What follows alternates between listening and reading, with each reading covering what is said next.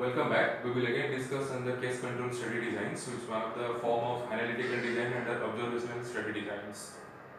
As per the name, we have cases and controls starting from the beginning of the time. That means if we stand today and look backward, then today we have cases and controls, and let us discuss how to analyze it. It is otherwise called retrospective designs because we stand today and look back. That's why the name retrospective.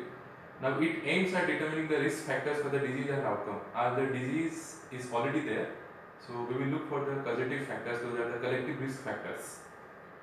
At the start of the disease or at the start of the study process, we have to identify two groups. Those are cases, that means with the disease or the desired outcome, what we intend to measure. And the second one is without the disease or outcome, those are controls. Now history of exposure or to the risk factors is to be inquired at the beginning of the study.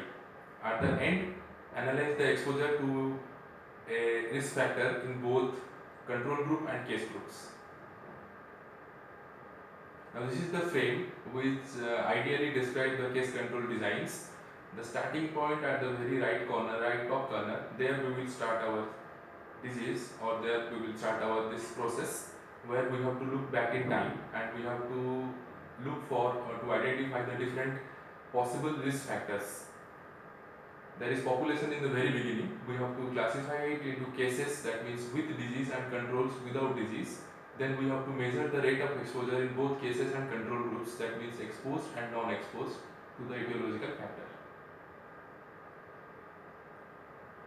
But certain characteristics or criteria should be kept in mind while doing these designs. That means the first one is control should be the representative of the population from which the cases are recruited. The cases and controls must be comparable in all factors that may be related to the disease except for the presence of the disease. Now ideally this process is called matching, in